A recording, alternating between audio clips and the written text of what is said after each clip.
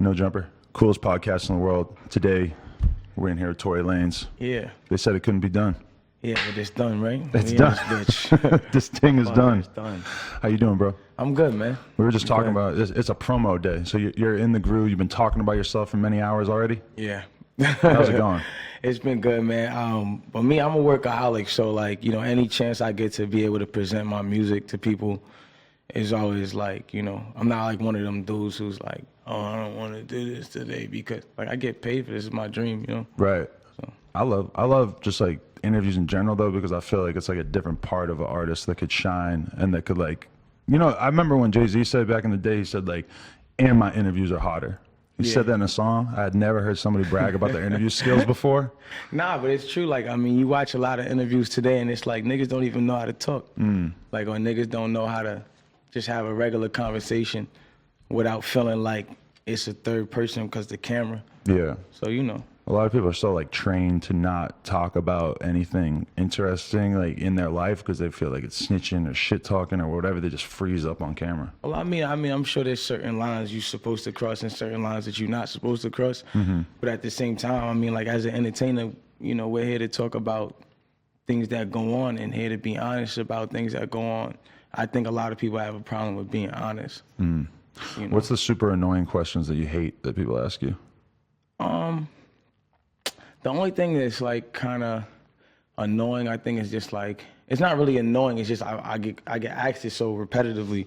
Just like, when the first thing they say is, well, tell everybody about yourself, like how you got into like, this, that. But it's like one of those things where it's like it's generic. It's like, you don't really even care about how I really got into this. You're just asking me this question because I guess that's just how you're supposed to start off your interview. I have like insecurity about it sometimes too, because I'll be like making questions to ask somebody, and then I sometimes realize that like the super annoying thing people do is just ask an artist about every other artist or every other person that they've had something to do with, whether it was beef or, oh, you did a song with this dude, you did a little project with this dude, blah, blah, blah. And then by the end of the interview, the whole interview is just you asking them about every person that they've known or worked with. It is what it is, right?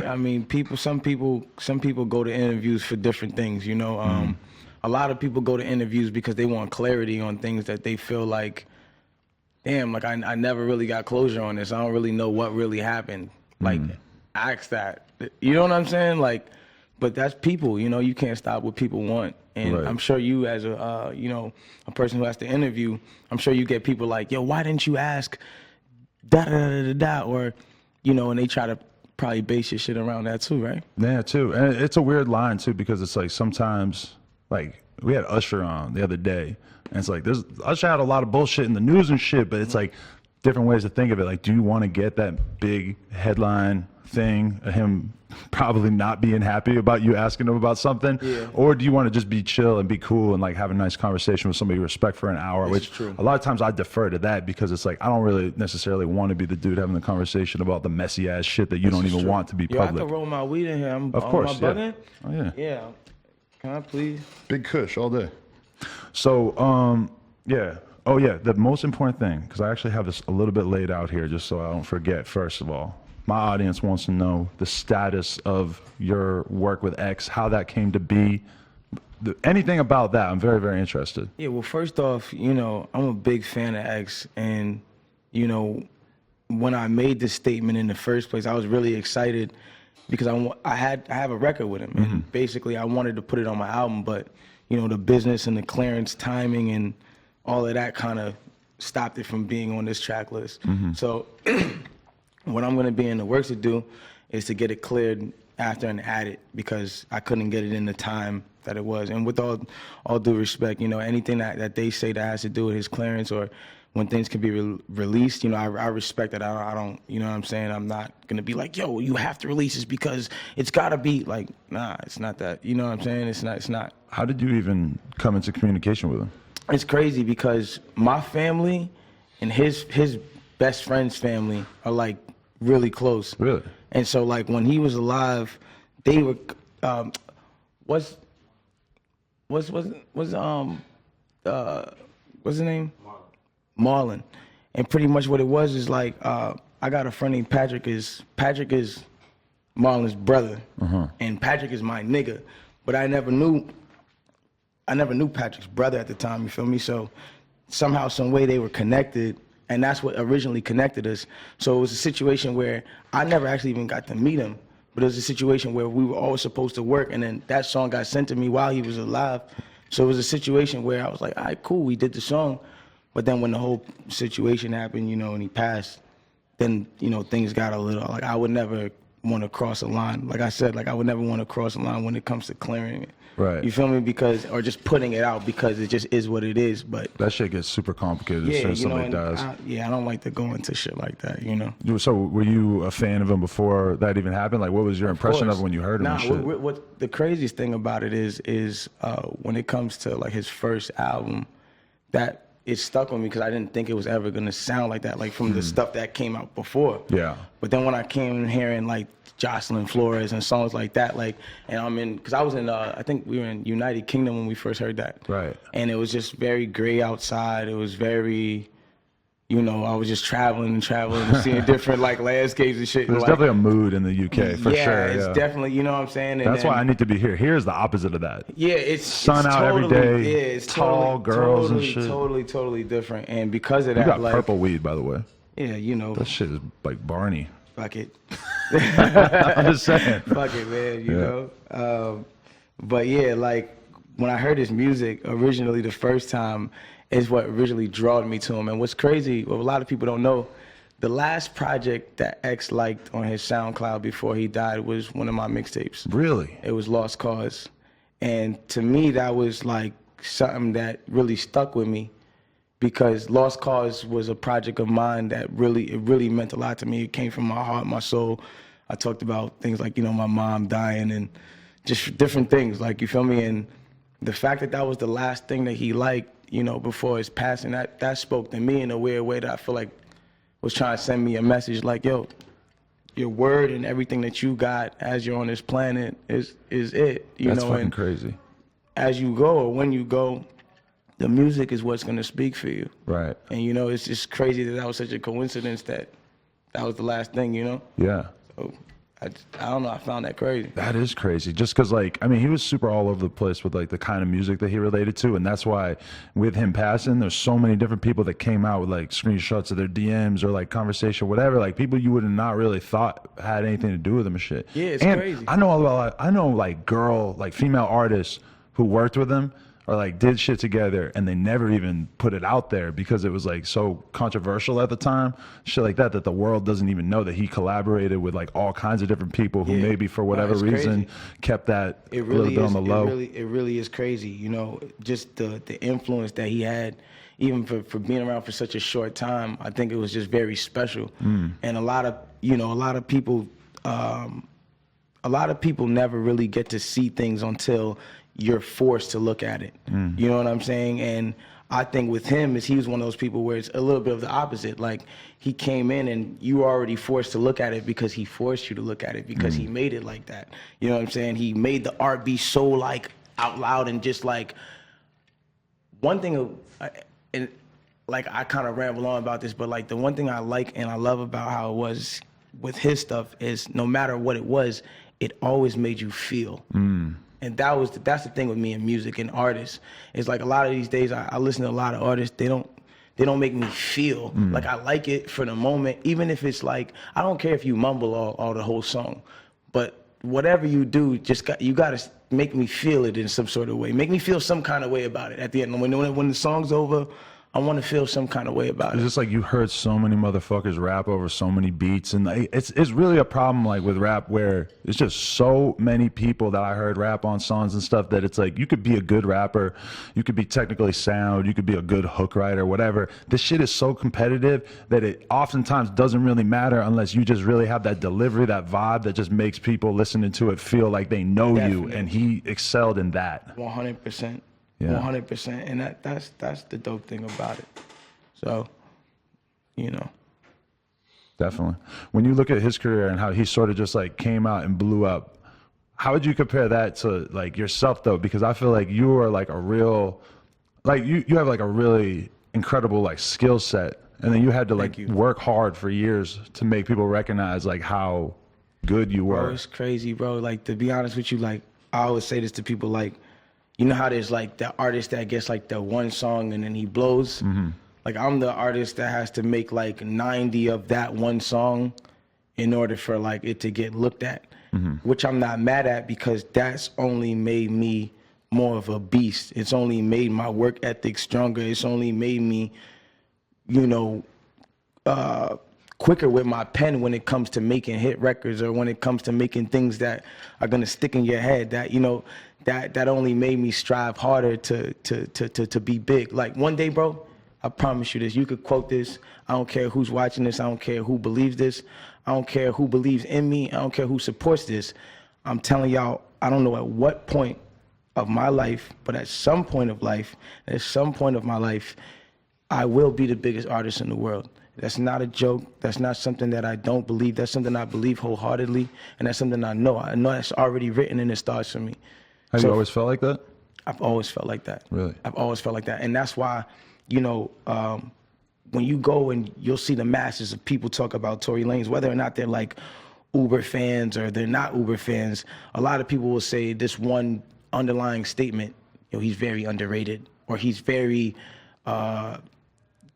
underestimated, or, you know, one of those kind of words. And the reason why I think people say that is because people know how versatile and to the level of potential that I have, but I feel like it's a situation where it's just timing with me. Right. You know, it's everything comes in its time, and no matter how many times I fail, and like no matter how many times it doesn't go right, I keep getting up and it goes better the next time. Have you had really low moments where you felt like maybe this shit just isn't gonna work? Maybe it's all over. Is that the kind of, do you have that self-doubt that sometimes comes back to you?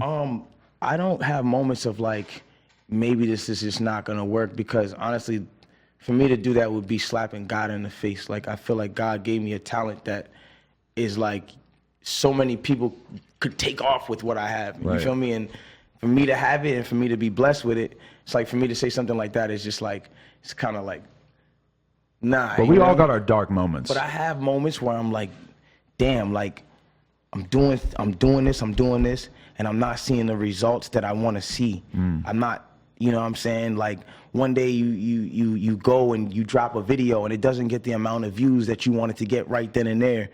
And then you go look at somebody else who dropped the video that same day and their shit's killing yours. And you're like, yo, what the fuck am I not doing right? My video even looks better than this, or even, you know, my song is better than this, or whatever the case is. It's just, I have to come to realize things come in a timing. And as long as I don't sit there and pay attention to what everybody else is doing in their time, it then makes my time not so like understandable, if that is a word, or like, it makes my time easier to understand for me.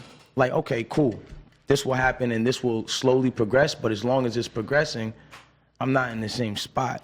And you had massive hits too, so it's kind of like, you could like, for a new artist, like your first time hitting 1 million views, you're happy as fuck. Your first time hitting 10 million views, but your problem is that you have hit a couple 100 million views on YouTube. So then it just becomes sort of an issue where it's like, how much does it take to make you happy? It's like being a fucking drug addict, bro. And that's the fucked up thing. Somebody told me about that before. Somebody was like, you know, it's not that you're not doing great. Your expectations are just very high for every single thing you do.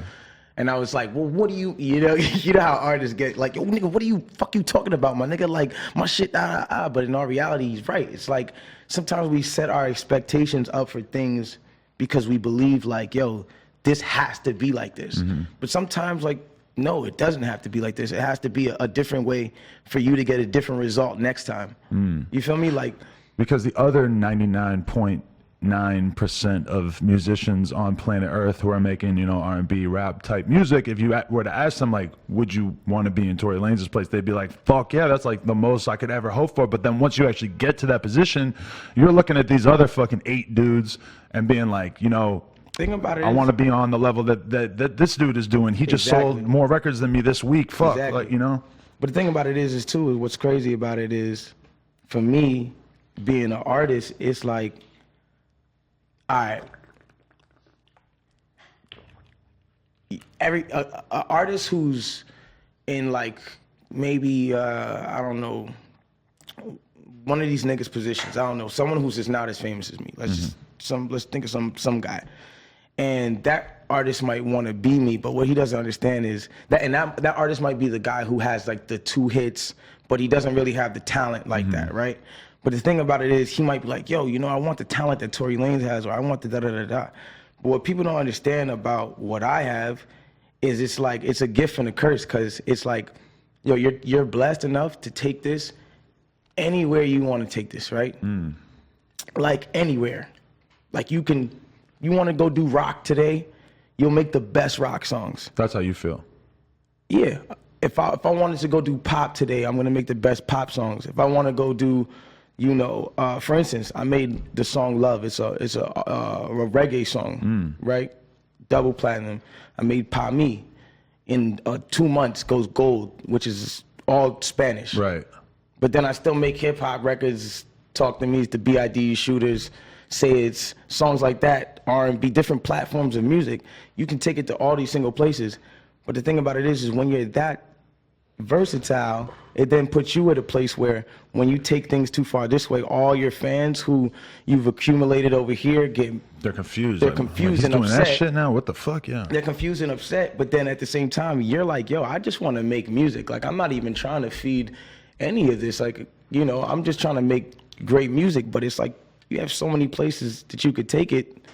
You get put in this situation where it's like, yo, if I don't explore all of this, I'm fucking myself over. And when I do explore all of this, it kind of in a weird way fucks me in a weird way too. Right. Unless, you know, things come in with a certain time and I wait and but it's just that waiting time makes people be like, or makes you feel like, damn, people don't understand how talented I am. They don't even know that I can go on a fucking interview and rap for 10 minutes, but then could still go sing your girl to sleep. Could go fucking, it's different. Like, if you were to look at a lot of the me? like freshman cover type dudes, or you know, like a lot of the like more underground dudes that come out have been popping in the last years. Realistically, if they weren't making music exactly like they're making it, rapping over the exact type of beats they're making, like that, they probably would not be able to really have a career if they tried to go left in a different direction. Exactly. It's kind of weird for somebody like you who has a lot of different options that you could pursue. A lot of rappers who are popular these days are not really like musicians, I would say, in a real sense, that they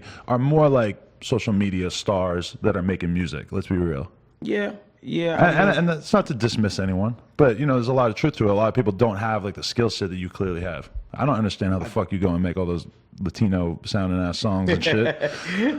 Nah, I feel that. I mean, I think that there are people who, you know, at the end of the day, you're more of a socialite, or you're more somebody that we like to watch on Instagram, or, you know, however your shit translates to music. You know, it's brought us here because we've seen you and we like either to watch or we're entertained by whatever it is that you put out. That is, you know, the argument that many real musicians will always have with people who pop. But I feel like for me to be mad at that, or to be like upset at like those kind of people, is like, that's just some hater shit. Like, you know what I'm saying? Like, I don't like when talented niggas be mad because they shit not rocking. And like some new nigga who maybe might be screaming on his song, or a nigga might just be coming blah blah blah blah on his song, and he's busting, and that nigga like, yo, that's not real music, and da da da da da. Like, I feel like that's hating shit. And but did you have to learn that? That's like, it's got to be like a temptation for anybody who's really like musical to sort of write off people and feel kind of angry. But is that something you've ever had to fight off, or you just know that? I never felt mad about another nigga's success. I know that sounds like it's the thing you're supposed to say because no one wants to sound like a hater. Right. But I've really never ever been upset at anybody else's success. Like, if this nigga got on because his expression of his music was blobbity blue blah, blobbity blue blah, then nigga, that's just, and he has a fan base for people who just want to sing blobbity blue blah, then yo, give it up, because that nigga found a way. Like, somehow, some way, it worked for him. He found a way. I have my path. I've been given talent. I've been given, there's so many ways that I could take it. Why not just be happy with that instead of sitting there spending my time hating on another nigga because another nigga's doing some shit and he's younger and he's just, my nigga, it's just some hating shit. My nigga, have you ever actually done something that you didn't believe in musically, like actually allowed something to come out that maybe you were feeling a little bit like influenced by the label or something like that? I mean, I put out this song called LA Confidential. I didn't really like it, but people loved it. Really? But I never really It really was not a, you know. And then it was like the second song that like we had put out, I think originally when we first started working. But I didn't like the song because it was just like one of those things that just for me, I felt like it wasn't the time for it. It wasn't that I didn't actually like it musically, but I just felt like it was something that was a little bit forced. You feel me? And I've realized in my life, like, I don't like to do things that are forced, bro. Like, I like to just relax and let things happen organically. And maybe that's a you know, a hindrance to me, because in this industry, sometimes you have to force your hand into certain things and shit like that, you know. But I just feel like ultimately in life, everything goes better when it's organic. And there's constantly opportunities for anybody who starts coming up in the music game to go and do some shit that is like, you know, to have songs written for you, or to just get thrown onto a song with some pop star girl, or, you know, there's just like a lot of options for you to do things that would probably go against like the long-term brand that you're really trying to build. Like, I don't know, like, I feel like as soon as rappers come into the game and shit, it's like, the label, once they get signed and stuff, I've seen labels start trying to like force pre-written songs on artists and stuff, and sort of try to like take them in a direction that's away from what they might naturally be feeling. Is that option like out there? Like, have you had the label trying to pressure you to do shit that you thought was whack? Sure, you should just ash on the floor. Not just playing with you. We do have ashtrays, but I don't want to disrespect your shit. Nah, there's got to be some sitting over there, or if we could just. Fuck it. Give you my iPhone here. Ash on this thing. Oh, the cap. No cap. That's a good one. All right. No jumper lighter too. You see, Tory Lanez, only the best. Smoking only the best with the best lighters. You heard? Black. Is that a Toronto blunt? Like, It's rolled like a from nowhere blunt. Do you use the phrase like Toronto blunt though? I think I heard Killy say that when he was out here. I mean, a Toronto blunt is when it's usually like coned. Yeah. Americans really kind of roll in like a straight line for some reason. At least the majority of dudes that I've met, or people that I've met who smoke, they roll in a straight line. We're kind of taught to roll in a cone. So I don't know. It's a weird thing that's happening. I don't know. I myself personally, I don't like the fucking monster inch wide blunts. That's too much. I feel you. I'm a guy I smoke avidly. Like, I smoke a lot. Like a lot. Like I get around a lot of people, and I think that they smoke. My fault. I get around a lot of people and I think that they smoke, but they don't actually smoke. And then it's like, damn, like I was so deceived by this nigga. Like, yo, like my nigga, all these videos I saw, I'm passing this nigga to the second blunt, or I'm passing him the blunt the third time, and he like, yo, nah, I'm good off that. Like, come on, bro. I smoke a lot though. I love to smoke. You feel me? Right. To the point where it's actually like really bad for me. The amount of backwoods that I'm running through a day, it's really not healthy. Right. And I'm starting to realize that like more and more and more. Shit just be happening in the middle of the night. My chest would be hurting and shit. Like, my nigga, like nah. I got a friend I was just talking to who was telling me, he was like, I was smoking 40 blunts a day, and then like my fucking doctor told me I had pre-cancer of the throat. I'm like, God damn, that's what I got to look forward to. Not that that's guaranteed to happen. It's just, you know, these things in time. Yeah, maybe I shouldn't have said that. Like, as a smoker, I hate that shit. You know what I'm saying? Because it's like, I'm trying to stop. You just think, I'm not smoking a cigarette, so fuck it, I'm doing something all right for myself here. And that's the thing. Like, see, that's how I know you've been where I've been. Like, cause I'm one of them dudes who's like, you know what I'm saying? Like, it's not like I'm smoking 20 cigarettes a day or, you know, but at the end of the day, when it comes to these backwoods now, they make it a whole different thing. Right. Because it's like, I don't know, man. It's just a lot, bro. A lot of times I tap out on the blunt, and then I have insecurity about tapping out on the blunt because I'm with people that smoke so much, but then at the same time, it's like I'm in the studio with rappers and shit, and I'm kind of trying to, like, in my head, I'm trying to make plays and like network with people and shit, and if I smoke 10 blunts back to back, I'm probably not going to be capable of having a very good conversation with someone. Nah, I feel like, honestly, weed and smoking has probably been the best conversation starter for me, period. When it comes to people, there's been relationships where I'm talking about millionaire niggas, you know, white dudes, lawyers, and it's all started by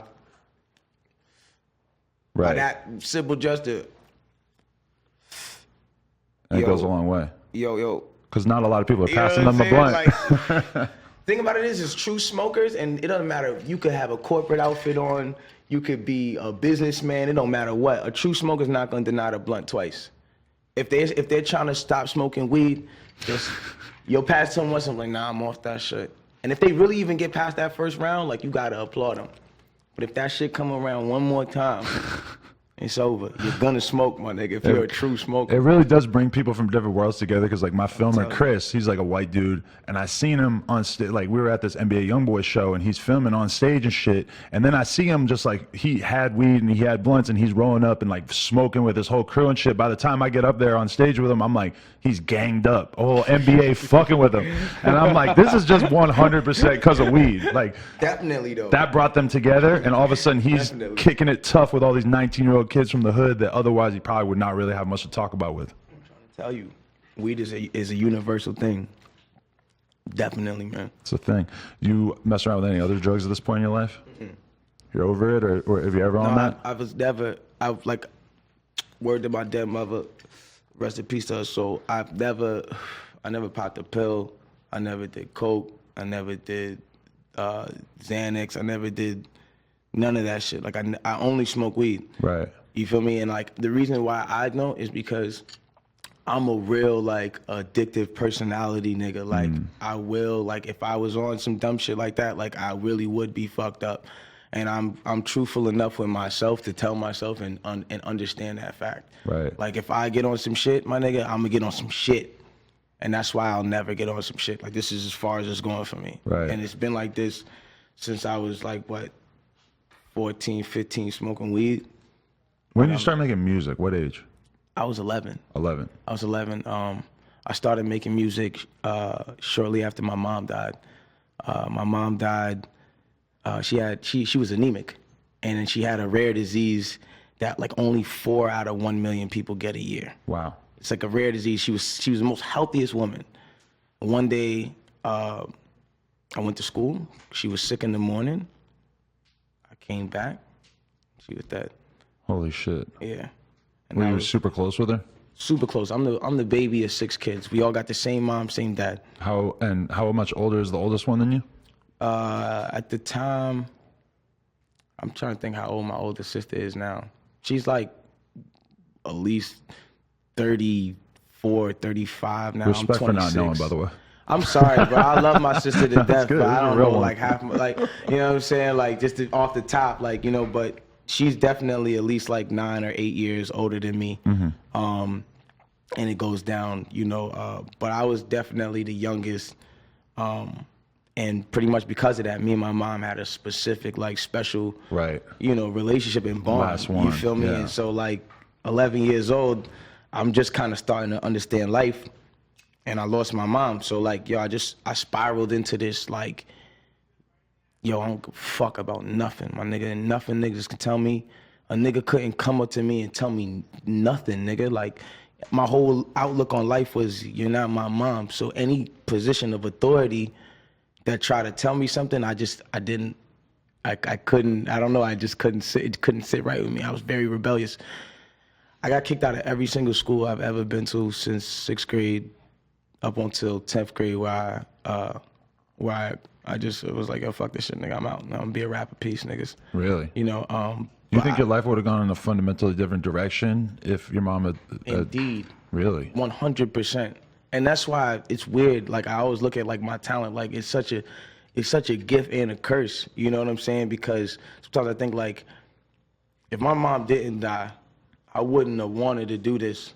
But if I didn't want to do this, and if I didn't do this, there's so many people and so many lives that, like, depend on my music and depend on me, that I feel like I wouldn't have been able to help. You feel me? Right. Like, and it comes to a point where, like, people come up to me like, yo, bro, I almost committed suicide, bro. Like, multiple, like, yo, there's probably, out of all my fans, bro, there's probably like 30 or 40% of them are kids that, like, deal with depression that's very, very, very deep. And they always come, majority of them tell me, and it's like, yo, they tell me, yo, bro, you took me through some shit. I was going through X, Y, Z. Yo, I almost ended it. I almost da-da-da-da-da, and it's like, damn, like, Those ones yo, always hit you hard. What if, like, yeah, like, it's like, yo, what if my music, like, and it's fucked up, because remember when you were saying, you know, with the self-doubt and shit like that, like, there's times when I'm like, yo, man, like, I don't feel like I'm progressing as fast as I want to progress, and, like, all these other artists who are not as, you know, talented as me, they're getting bigger in a standpoint at this time than I am, and it's bothering me. And then it's like, when I go through those moments and then I meet a fan who's like, yo, my nigga, my life was almost gone, and I found your shit. It's like, that puts in perspective. It puts me back into my nigga. Who gives a fuck where I'm at? Who gives a fuck I already who made I'm competing with? Like, I don't even, my nigga, like, I'm not even competing with none of these niggas, my nigga. It's niggas who need me. It's females out here who need me. Like, if I don't make this music, some of these people, where's their life gonna go? Could go to shit if they don't have this music that they say that they listen to every single day. Who do you, when you think of your average fan, what would you say it is? Or is there anybody that you're like sort of picturing in your head when you're recording? You know, I don't know what I picture, but I never see my fans one way. In like my head when I'm at a show and shit, like, and even the way my actual shows are, they're very diverse. There's not just black people at my shows. It's not just white kids. It's like Asians, Indonesians, Africans, and people who are like, yo, I came from the Arab Emirates over here to come to your show, and it's like, yo, what the fuck? Because I still haven't seen you live, so I actually am having like a hard time imagining in my head like exactly what the demographic would be like. But I always hear that you're one of the best dudes live. Bro, I promise you, bro, on everything I love, bro, and I stand behind that shit so deeply. Like, I really believe I'm one of the best live performers of our time right now, you feel me? But back to what I was saying, it just like, I think personally, like, with a lot of the stuff that I've done and a lot of the music and a lot of the talent that I've been blessed with, it's a gift and a curse, because if that situation with my mother never really happened, I don't know if I'd have been here, you know what I'm saying, like doing this. Because I think a lot of times it takes like a childhood trauma to like, you know, it takes a very special type of person to like, when you really think about the statement you're making as a rapper, as a musician, you're saying that like, yeah, there's 5 million motherfuckers making music, but I think I'm the best one, or I at least think I'm bringing something to the table that needs to be heard. That's a very like, that's something that a sane person, a person who's completely like at ease with like the world around them might not be able to make that statement. Like, you have to have an insane amount of self-belief or something that you're trying to rectify in your head, that kind of thing, that makes you want to go so hard to actually become a superstar. I know I am the person I believe I am. I know it. And the world is trying to doubt me. And the world will doubt you the whole way. When you're nothing, they'll doubt you. And even once you're like really up there, they will still doubt you. I love it. I love it because I've realized that it fuels me. And at the end of the day, that's what makes me, that's what drives it. It's like when niggas are like, yo, you can't. It's like I have this unfathomable urge to be like, you're wrong. That's why everything I do is always in statements that are like, kind of proving that I did this. My first album was called I Told You, because everybody told me, yo, it's not possible. My teacher told me, yo, it's impossible. Niggas on the block, niggas in my school were like, yo, it's impossible for you to be a rapper. That only happens for certain niggas. Niggas get chose for shit like that. Right. No, bro, it's just, you just gotta believe whatever the fuck you wanna do. And it's so hard to make that case when you haven't actually accomplished something with yourself. Yeah, it's kind of, in comparison, it's kind of easy for you to sit here and say, I believe that I'm gonna be the biggest in the world. I believe that I'm this great, because you accomplished enough that everybody can kind of be like, all right, we'll give you something. Right. But when you're nobody in high school, it's so hard to say that shit. Everybody knows what we all think of random ass people who say that they're rappers. We all think, yeah. But you know what? Every now and then, and this is the difference between me, and I don't ever want to ever be like, yo, I'm different from any kid that's in high school, because nah, I was that kid. At one point, I did think like, yo, what if, you know what I'm saying? There was one point when I was in high school where, because I really still felt like this. I still felt this way, like, yo, I'm going to be the biggest. And I remember rapping and actually really not going nowhere, like in high school, right? Like not going nowhere with it, right? And I remember getting on the phone with one of my cousins, and my cousin was like, he sat there and he broke down all the reasons on why this was not real and why this was not actually possible. And I'm not gonna lie, dog, for 4 or 5 days, He broke my shit, dog. He probably thought he was doing you a favor. He thought he was. He broke my whole shit. Like he broke my whole way of thinking, and it's like it's crazy. My confidence has never ever been broken, and like at that time, there was that point where I was like, yo, maybe this shit really isn't real. And somehow, some way, bro, I just kept doing what I was supposed to do, and things just fell where they were supposed to fall. Because when you keep going, despite that last statement, it happens. That one statement that always like that one time when somebody says something and then it breaks your whole like, damn, like what if they're right? That means that you're at that bridge. That really actually means you're at the crossroad of like, yo, this can actually happen if you believe past this point. But this is the last thing a nigga's gonna throw at you before, and it's gonna be that thing where it's gonna be like, it's like someone telling you, yo, listen, bro, I've walked this bridge 10 times. And every time I get to that point right there, the bridge always falls, but I just find a way to get to the cliff. You're like, fuck, I'm not going on that fucking bridge, my nigga. This shit's gonna fall, da-da-da-da-da. But he's telling you about a bridge that's tied, a bridge that's already still a regular bridge that you can still walk on. But he's saying, yo, every time I get to this point, you don't even know if what this nigga's saying is even really accurate. But it's the way he's explaining it. Yo, I get to the left, I take this one step right on that one brick right there, dog, and I turn around because I know it's about to fall. And it's like you're supposed to believe that, and that might break you from ever crossing the bridge. But if you just cross the bridge, my nigga, you don't know what's gonna happen on the other side until you do it.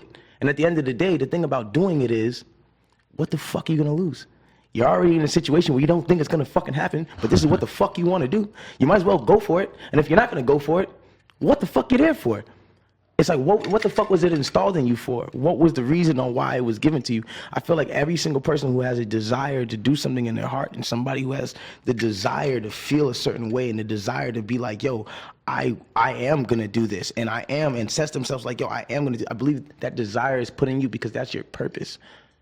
That is your purpose. That is what you've been called to do. That thing that burns in you every day, and you're like, yo, if I could just do this for a living, and this was just like all I had to do, my nigga, I'd be set because I'm so good at that thing is your purpose. So many people walk around and they miss the fact that they have that purpose because they have this burning desire that it sucks because it's like I said, it's a gift and a curse. You have this burning desire to do something and it's so fucking amazing and it's so crazy, but because it's so amazing and so crazy, it seems unreachable. And then when it seems unreachable, you stop looking at that thing like, yo, it can be reached. So you start to drift further and further away, and that's what causes that depression of like, yo, I'm never gonna be able to do that. That's not real. Right. You get what I'm saying? Definitely. And that's kind of how I feel about it.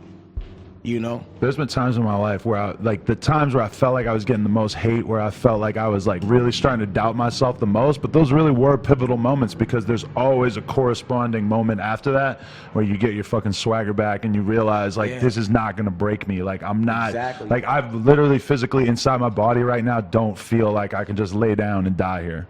And it's like, I'm going to have to keep going one way or another. And like that is like, when you talk about crossing the bridge, that's like those fucking journeys, those little mini traumatic, catastrophic journeys that seem like the biggest thing in the world. I'm sure that a lot of people might not get that, like young up-and-coming rappers. They might not realize that there was 100 times where you probably felt like, fuck, something like this is just not going to work. It's not like something bad happened and you just feel kind of defeated. And then like you come back from that and like being able to travel through that is like, it's what it's all about. If you are going to get beat up one time and let that go, not beat up literally, but mentally, that's just a sign that you weren't ready to do it if you fucking are going to lay down. And that's the thing about it. It's like, it's all about standing for it and not laying down, because the thing about it is like I said, it's like, what else do you have to lose? You don't have it already. It's not like you have it and if you go try this, you're going to lose it.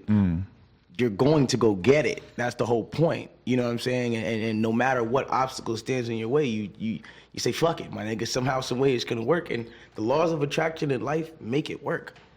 The difference in being like brand new though, when you're in high school trying to just start getting going with music or whatever, is that if you keep fucking up, you could fuck up for 10 years. And it's like, well, you already weren't shit. So it's like you can keep trying and fucking up and it's okay. But do you ever feel like crushed by the weight of what you've already accomplished? Because you already are this famous person that has to keep up things to a certain extent because you've already accomplished what you have. People already know who you are. Does that ever like get you? Because it's a very different struggle than what you're on when you're in high school. No, that then brings me to the gift. Because the thing about it is I've been blessed to be able to take this through all the lanes. Like people be like, yo, man, I'm like, the funniest thing to me is when niggas be like, yo, I miss the old Tory Lanez, or I miss like when he used to be like, say it and like love and like when he used to make these big records and da-da-da-da-da. And it's like, what people gotta understand is like, I'm so in touch with my bag of talent, of things that I can pull out of that bag. I'm so in touch with that at any given moment, I could flip on a switch and make Say It's and Loves and Only World Records and stop doing certain things. But no, I like music, and I like to touch music and make people feel music in all ways and formats. But at the same time, it's like there is times where I gotta go, you know what? Let me hold back on this and let me come back to this so they don't forget. Right. That's why every now and then when people be like, yo, he a singer, he can't rap. That's why I go on Flex and go rap for 10 minutes straight and go on Sway and go rap for 11, 12 minutes straight. But is that just as natural to you as making like a pop song? It is, because it's the gift that I've been blessed with. But when you're so blessed to do these things and to do them at such a level, it's a curse, because now, like I said, when you move over here, the people from over here, they don't feel the same. And then you move over here, and the people from over here are like, yo, your records were bigger over here. And so you're like, yo, my nigga, matter of fact, yo, listen, bro, I'm gonna just make what I wanna make. And that's why, like, I'm happy about this Love Me Now shit, because with Love Me Now, all my other albums, I was like, yo, I have to make sure I put the rap song here, and I gotta make sure I express the fact that I got bars here, and I gotta make sure that when I sing here, and I gotta do something real creative with the interlude and the production, and I gotta produce and and then I came to this point of like, yo, fuck all of that, dog. Like, I wanna be free.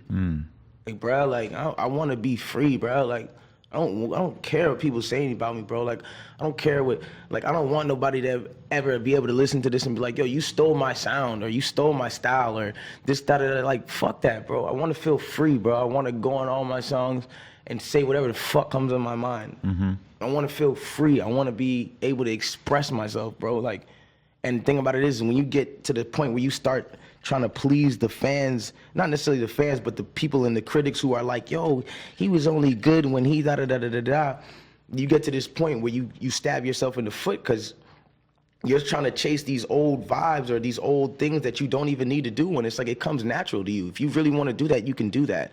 If you don't want to do it, you don't. You know what I'm saying? And at the end of the day, it's on you. It's on me to make the music that I want to make. And when it's time for me to jump back in the Say It bag and jump back in the love bag, and it's time for me to jump back into the fucking whatever bag, the Spanish bag, the Liddy Again bag, the fucking whatever bag it is, I'll do that. But for now, I want to feel free. You want to know the first time I ever heard you? When? I think it was 2015, and I was in Argentina, and I was actually getting ready for the X interview. Like, that was right around the corner. Wow. And I saw the Say It video, and it wasn't like the kind of thing that I naturally like gravitate towards normally, but I was like, this shit is fucking hard as fuck. And I emailed the email that was in your fucking bio on Twitter and asked for an interview. Didn't get hit back, so I'm glad we finally got to this. And I also do not hold that against you or anyone involved at all. Trust me. You know what I'm saying? I had zero clout at the time. And then I also sent the video to my girlfriend at the time, who was like a super normal white girl that did not know anything about rap. And she like made fun of me because she's like, that's a huge hit. It's all over the radio and shit. You're totally out of the loop that you didn't know this.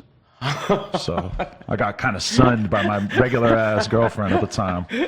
Nah, that's the crazy. You know what's fucked up about that whole situation is because, like, for all my deep core fans, and like I was saying, even with the X situation about like that project that he liked, that Lost Cause project. For all my core fans who know that project and know Conflicts in My Soul and Cruel Intentions and these things that I was putting out previous to this, they know what I'm really about. But it's a wide variety of the world that when I got signed to Interscope, the first song that I ever even the first song they ever put me in the studio that I ever recorded was Say It. Really? They put me in the studio, were like, yo, here's a producer, let's see what you come out with. I came out with Say It. That was the first thing I ever recorded. Why did it, what was the energy? Were you thinking like, damn, I'm signed, I gotta make a hit? The song's gonna be that big. Really? Because the thing about it is like, I was doing that Say It sound already on a series that I have called the Chicks Tapes, where it's like I only sample old school R&B. Like there's a Chicks Tape 1, Chicks Tape 2, Chicks Tape 3, Chicks Tape 4, and it's full of like legendary samples, but it's just all R&B music. And it's like, when I was doing that, I was used to making songs that had samples and chops. That's why I love, and those songs, they came so easy for me. But when I started doing that shit to a certain extent, a lot of niggas started copying my shit. Like niggas started like taking samples and putting the bass line and just doing little shit that was like, my nigga, you took that from me. So I stopped, and I'm like, you know what? I'm gonna leave this R&B shit alone for a second, and I'm gonna let these niggas kill themselves. Right. And now, you know what's crazy? Who do we have here still to this day that was doing R&B when I was doing R&B with all the niggas that was out? Who's still here that's still making? Nobody. There's nobody in R&B right now. There's nobody. I mean, don't get me wrong, except for my nigga Jacquees and, you know what I'm saying, and Bryson, you know, he's back, of course.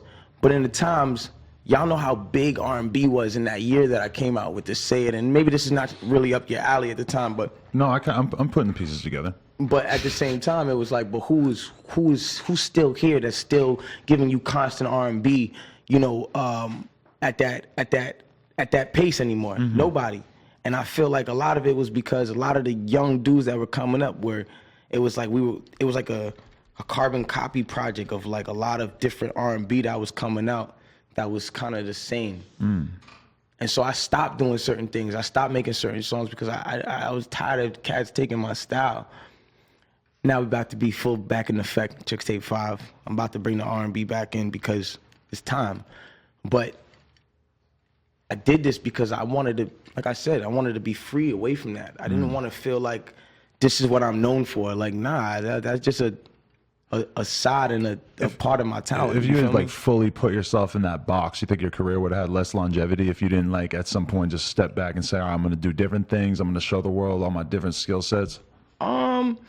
I think, honestly, personally, not necessarily. I think I would have been probably bigger, but I would have only been big for that. You get what I'm saying? And as slower as it takes when you have to show people all your talents, and as slower as it takes, I'm not tripping about that. Like, I'd rather it take longer, but by the time I get there, y'all understand why I'm here, opposed to I get there and you're like, oh, he just sings.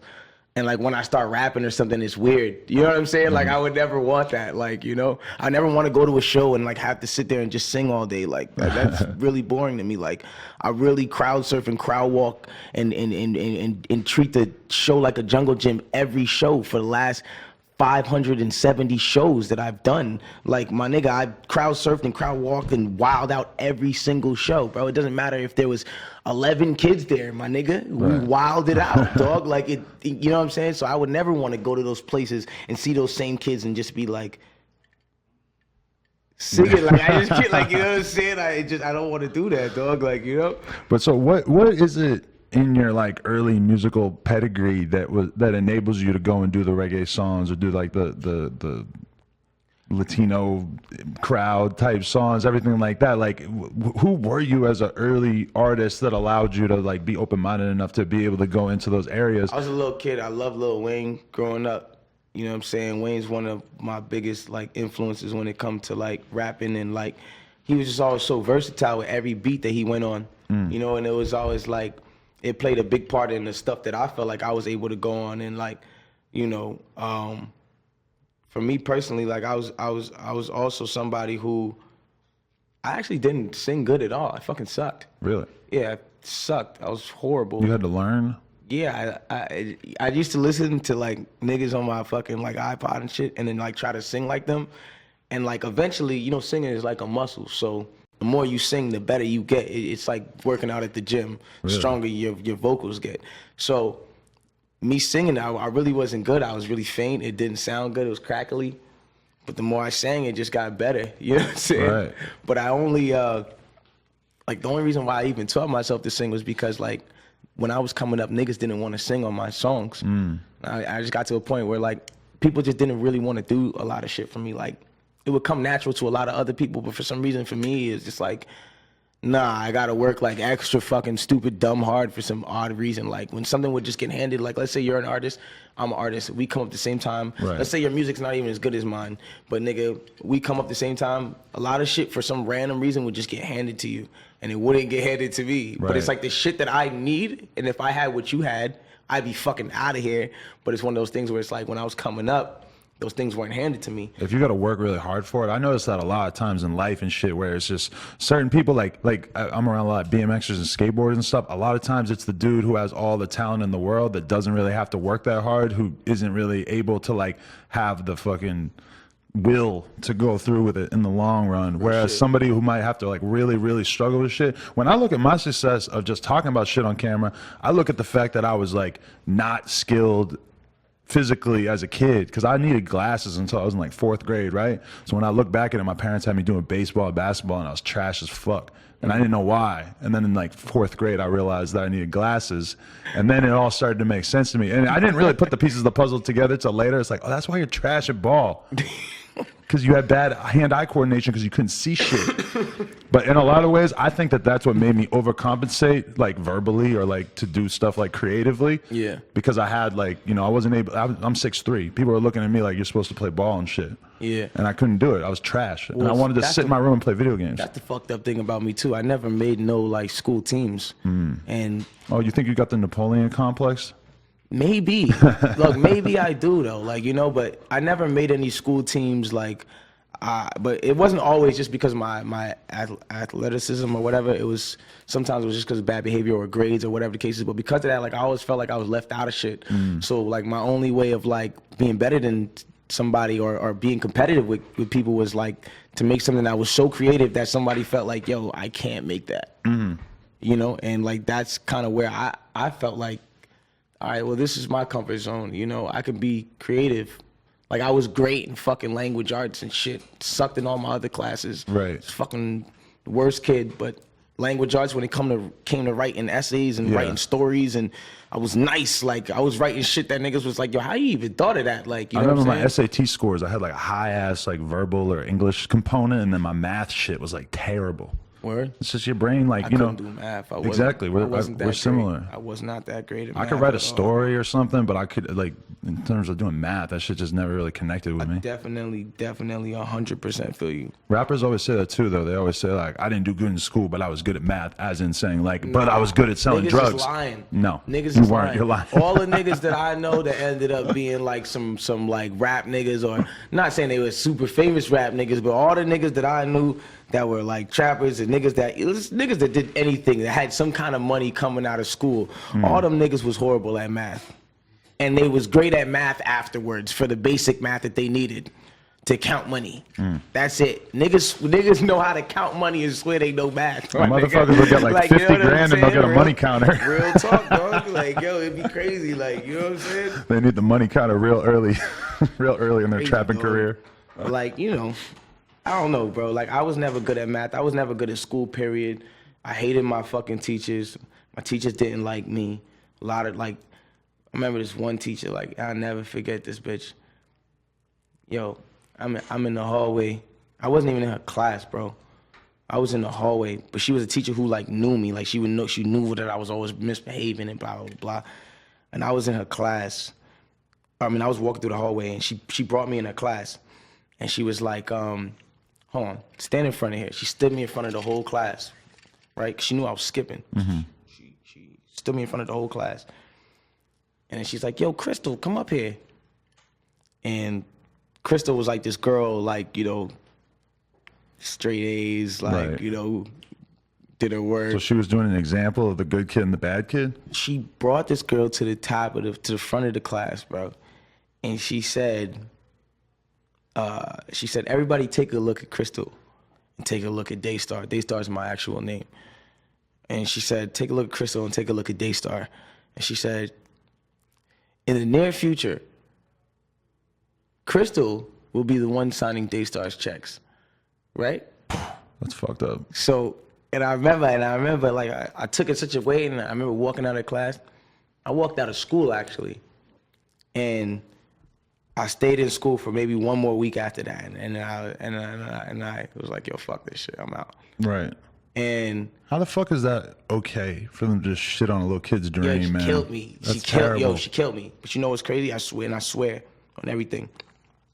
I ended up like years later, probably like when this shit started popping. I wasn't big Tory Lanez yet, but I was selling out my own like 300, 400 people venues and shit like that. Crystal? Like, no, I didn't smash Crystal. Smash the teacher? I employed Crystal. Whoa. Yeah. She worked at our store. way better. She worked at our store for 2 months, and I signed her checks for 2 months. You know what I'm saying? The store got closed down. It wasn't the biggest fucking craziest shit. Like, yeah, we still employ Crystal. Ah. And Crystal, if you're watching this, this is not even nothing to you. You just know what happened. No right? shade. Yeah. No shade. But boom, it's funny because when she came to work, she was actually in college, and she was, you know, I guess for the first 2 years that she got out of school, she never went to college.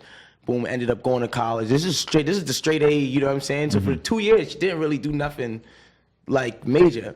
So when she finally started going to school and shit and realized like, you know, money is needed and things like that, I met up with her. I was like, yo, I'll give you a job. Like, you know what I'm saying? Like, for sure. Like, you feel me? And she was like, yo, you know, it's funny because we made jokes about it. Like, yo, you know, it's funny, da-da-da. I always thought that shit was fucked up. And that's why I'm not going to hold that against you, Crystal. But, you know, it was just one of those things where I feel like, yo, that was a moment that showed me in life, things go back around if you just go hard at whatever you believe in. And as cliche as that is to say, it's just the fucking truth, my nigga. You know, like crazy situations, things you never thought would happen. You know, things change, bro. When I was in 3rd grade, I was looking at like all my old shit in my mom's house, and I found this fucking piece of paper, this like little art project type thing that you're supposed to do. You're supposed to write like what you want to be when you grow up, and I wrote, I want to be a rapper. And the teacher wrote on it like, Adam, you need to be more realistic. Like, you know, like that's not a serious profession, blah, blah, blah. Like totally shitting on me. Look at me now, bitch. I still ain't rap, but you know, I know a lot of rappers, so hey, take it. No, but I think that's the worst thing you could do, to just shit on a kid's dream. I could never imagine, like, even if you really believe that the kid has no talent or some shit, you're a teacher. Bro, I've never even been one to do that. Like, even when I know, like I've had people play me some shit that's horrible and then give me their mixtape. And I've seen artists do crazy shit like throw your mixtape, or you see like you give a nigga a mixtape, you walk down the corner, your shit's on the floor, like you know what I'm saying? Like, but I've never ever treated nobody like that. Like I've never, even if I felt like, yo, this is shit, my nigga, like I don't even want to hear this shit. Like I tell a nigga, yo, keep pushing, bro. Keep pushing. Like, yeah, I ain't gotta lie to you, tell you, yo, yeah, this shit fine. Like I'm not gonna do all that, but I'm gonna tell you, yo, my nigga, keep pushing, bro. Like, you know what I'm saying? Just keep working hard, bro. Simple and plain. Like I feel like when you break somebody's dream, that might be the deciding factor of like what could change the world or not. You might say the wrong thing to the right mind, and that might be, you know, the end result to something that could have been great. Exactly. You know what I mean? Yeah, it's just a dark thing to like want to have a negative impact on somebody's life like that. If anything, I have a lot of guilt about the fact that so many kids pitch their fucking dreams to me in my DMs, whatever, always trying to have that conversation with me, and I realistically can't have that conversation with everybody, and that makes me feel kind of dirty about that. I'm not gonna lie, and it was fucked up because I always told myself like, yo, and the way these niggas did me, my nigga, when I get famous, my nigga, I promise, my nigga, I'm never gonna do niggas like this, bro. But then you realize, bro, it's not even that niggas mean to do you like this. It's just so much that I can't process as a human, all that. Yeah. Brother, I cannot process all of this. I can see what sticks out. You get what I'm saying? So I see what sticks out, and I'll click it from time to time and listen to what all I can do. But it's like sometimes you just realistically don't have the time to do certain things. What are you on musically at this point in your life outside of your own shit? I'm sure you listen to your own shit a lot. Like what is the kind of shit that you personally gravitate towards musically? What have I been listening to lately? Like to be like 100% honest with you, and I don't mean to sound, you know, like boasty or some weird shit, but like I've been recording this Love Me Now shit, and like because it has so many other artists on it, I've been kind of happy with that. Like it's like, and I don't mean to like try to shamelessly plug in my shit, but it's just like that's literally all I really been listening to. And I'm trying to think now, like, what have I like, you know, like what have I been listening to? Like, of course, the Wayne shit. Wayne shit dropped. Was that exhilarating for you? That was great. Crazy. It's great to see him back. That was crazy. It's like, oh, this nigga came back in a major way, and it almost made me feel like I know it was like me as a fan. I felt like, oh, okay, Wayne. So you was just hiding the good records because you was waiting to get off Cash Money. Like okay, save cool, up for my 5 nigga. Like years. say less. I knew. I never doubted you. You know what I'm saying? Like I was never one of the niggas who doubted. So like for him to come back crazy after I told niggas for years, like you gotta understand how I felt like as a fan, bro. Like yo, I told niggas Wayne was gonna come crazy again, nigga. And it was always supposed to be like, oh, look at all these young new rappers. They're the reason why Lil Wayne is not gonna be popular anymore. It's because of Young Thug. It's because of Uzi. Blah blah blah. And then in reality, it comes out that like Wayne could take a 5-year break and come back and go crazy. Because we all know Jumper Man, you know what I'm saying? Like, we actually got the first opportunity to work together, and something great came out of it. You and Wayne? Yeah. Really? He remixed one of the songs on the project. The new project? Yes, sir. Holy shit! So do you know how that happened, or you sent it to him? Yeah. Oh, okay. Yeah. We connected the dots. Shout out GP in the building. Shout out Stevie J and Mac. And everybody who helped out. That's crazy. When are you gonna hear that? We're gonna hear that on the project? You're gonna hear it very soon. I'm gonna add it to the project because I couldn't clear it in time. It just recently just happened. Really? But yeah, that's exciting. We're gonna release it soon. Hell yeah. Yeah. That's crazy. GP in the corner like, yo, man, why he? that was supposed to be secret info? Fuck that, bro. It's coming out in a couple days, man. It's lit. Like, you know what I'm saying? It's lit. No, you got to drop the little jewels in the interview, because then the other media outlets will be like, that's a reason to talk about this interview, is to be like, look at this one little jewel. If you drop one jewel in each interview, that's like this is just my strategy for artists, is like then each interview could like go viral from, you know. I mean, but me, I'm more so just excited at the fact that, you know, that's one of my favorite artists growing up, and you know, I got to work with him. It's like, crazy, like seeing him come up again with this album and shit is crazy as fuck, because it's like, oh, like it's a nice reminder that like the real talent and shit will shine through at the end of the day. And I feel like as much as rap, sometimes, you know, it goes through cycles where people love to like say that it's all ringtone rap, or lately it's just SoundCloud rap, blah blah blah. It's just bullshit, and it's like, you know, there's some truth to that, I think, sometimes, but it's nice when you see like somebody who's able to like, but I don't even have that doubt, because when you look at rap now, it's like a lot of the dudes who sell the most are really the dudes who have like the illest skill set, so they actually are really, really good. And that's the thing, like, I think that at times people forget, and that's why I never get mad at like who's the, like if I'm not dropping music and it's a time where I'm off season, I'm not upset about who's, you know, like who's dropping shit, or who's like, for me personally, it's like a situation where when I make music and I'm and it comes down to a standpoint, like all I care about is just the people listening to it. Like I don't care about all of the extras that go into it. You feel me? And like sometimes, and not to just change the subject, but like me personally, I feel like even with certain artists who they say are like SoundCloud rappers, or what is a SoundCloud rapper? Like it, because I remember a lot of niggas popping off SoundCloud that weren't, you know, no similarities. Yeah, you know what I'm saying? At the end of the day, I feel like we forget when this popping nigga is popping, or this trendy nigga is popping, there's still Kendricks, there's still Coles, still Kanye's and Drake's, and people that are racking in numbers that are just like world record numbers. And it's because the music is still, that's what people, you grow out of trendy shit. You grow out of trendy shit. And unless that trendy person changes his music into something that is not relatable to people his own age group, eventually it gets to a point where it's like we grow out the trend, grow out whatever it was that was exciting us, because we get older, and you know, it's natural as humans, when you see the same thing, it slowly stops exciting you. You know what I'm saying? So I feel like real music always prevails, and that's why I never really get upset all of these dudes who pop, they came from a standpoint where they had to pass this same level that I'm at, or this same level where you're at. Right. Everybody who's popping had to pass that level at some point. They had to stand exactly where you were standing. And when they were standing there, they're regular people too. They still had the same doubts, the same insecurities that you may have. You feel me? So it's like at the end of the day, look at it that way and just keep excelling, bro. That's it. Definitely. Yo, I was just looking at the list of questions I got from readers, and this one stood out to me. Favorite Halloween memories? Any good costumes that we need to know about, or anything in particular you might have done as a kid or anything? I definitely was Joel Santana. Whoa. And you kind of still are with that jacket. Right? I could see him in that. Yeah, you know what I'm saying? I always keep a fly jacket on. No, I feel like the hard. only, and no pun intended, but I feel like the only artist that could fuck with me when it comes to jackets and like crazy jackets is Cameron. There's no other artist I feel like is out here that's just coming with this crazy. Every time you see me, I got some crazy statement jacket on. Like, He changed rap fashion to a crazy different level.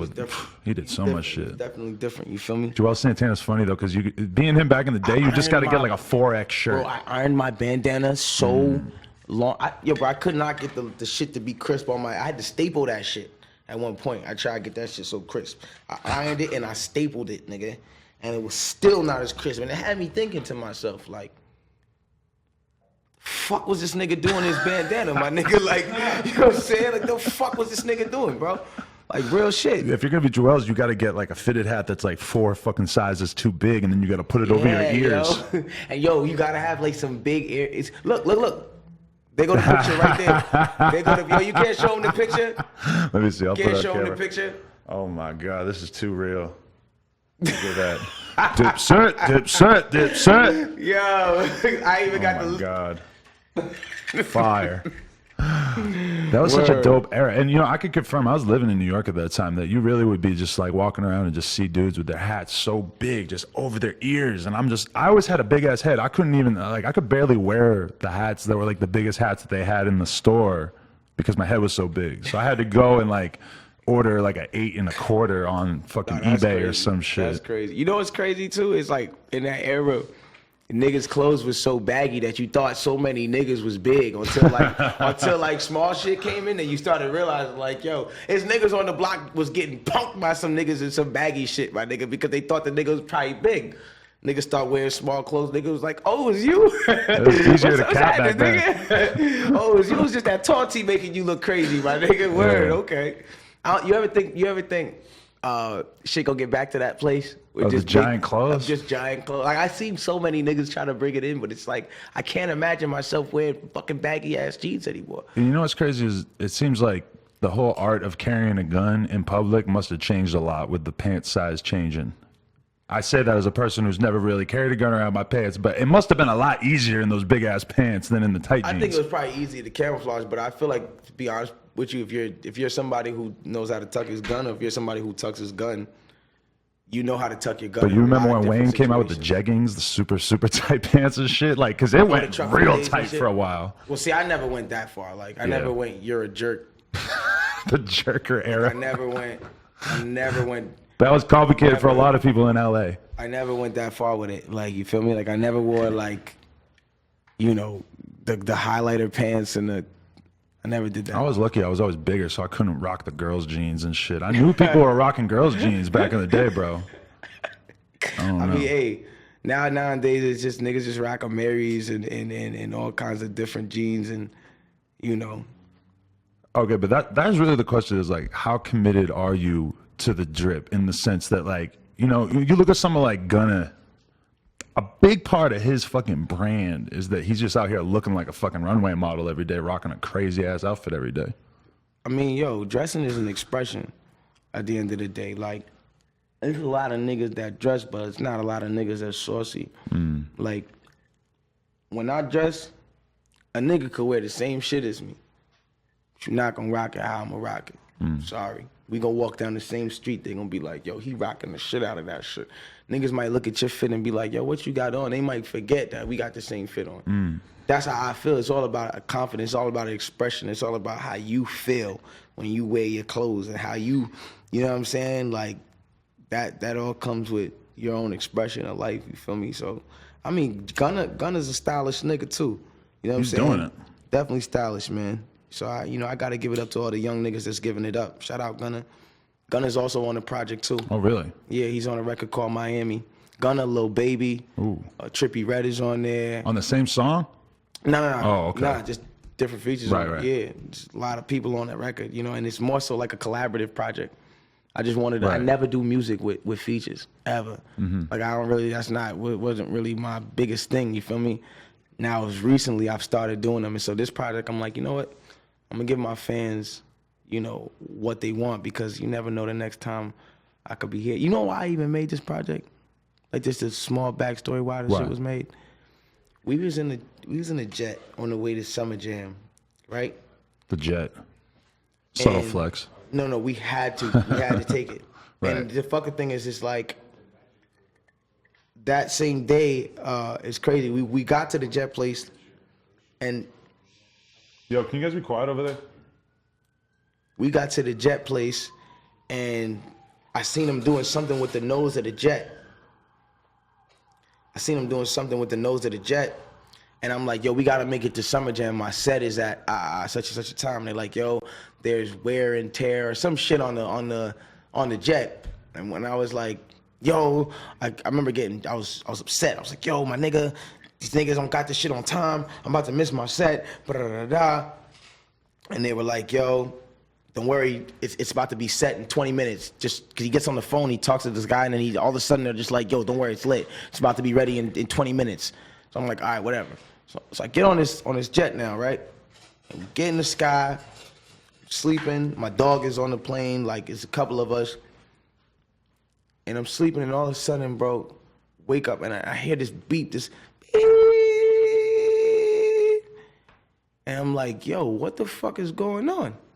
So I wake up now, because this shit just like keeps going. Like, you know, sometimes you sleep through some shit, but this shit just keeps like waking me up. So I wake up now, and all of a sudden I just see the mask come down, right? On the Jet. The jet. Holy shit. So the mask come down now, right? And I'm looking around, and it's me, and I'm looking at this nigga. I got this nigga named GP, and I'm looking at this nigga, and I'm like, yo, what's up with this? Like, you know what I'm saying? Yeah. Because he's a nigga who took more jets than me. Right. So I'm like, yo, what's up with this, bro? Like, you feel me? He's like, yo, nah, you know what I'm saying? It's just a gas mask. You know, we be smoking on the shit, so you know sometimes if shit's come down. I'm like, nah, my nigga. I look to the front, and I see the captain. And the captain he's putting on his mask, right? But he's not coming to the back and saying anything. And all of a sudden I start feeling this shit just start shaking, right? Yeah. My nigga, this shit starts shaking crazy. All of a sudden, my nigga, this shit. And remember, they have a little digital thing on the plane that says the altitude, that says the fucking the time that you're gonna be at, the, you know what I'm saying, the speed that you're going and all that shit, and how high you are at what time, blah blah blah. So, and the duration of the flight. So boom, we are at 39,000 feet? 39,000 feet we were, and what happened was our autopilot disconnected. The autopilot is what, for those people who don't know, the autopilot is what makes the plane just smooth like that. Like when you're just rolling and you feel like you're sitting in the same spot, that's the autopilot just cruising the, you know what I'm saying? The only time they really fly in the plane is the first like 8 minutes. So boom, the autopilot goes out. We land in turbulence. We start going like this. But it's getting crazy. Like each one of these shits is crazy. Like to the point where it's like, my nigga, like niggas on the plane, like we think, we're dead. Like we're about to die, my nigga. Like this shit goes down. We land into a Category 3 storm. So we're flying. We like the turbulence or whatever it is brings us down to a Category 3 storm. Nigga, the plane starts going crazy. Boom. All of a sudden, we're going down. Niggas are screaming. All of a sudden, boom, 11,000 feet. For some reason, it catches. And we're going. I looked at the time, bro. We fell, what was it, GP? We fell 26,000 feet. We fell 26,000 feet in a minute and like 37 seconds or something like that. Holy shit. It's like, imagine looking at the time, it says 5:30, and you're 39,000 feet.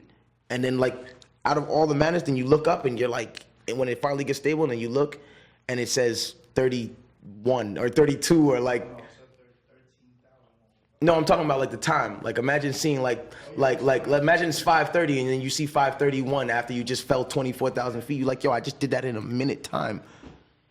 At that point, they told us that, yo, if it didn't randomly just connect again, because it's like a Wi-Fi kind of thing. If it didn't randomly just connect, we had about, 5 or 7 seconds before we hit the ground and we died.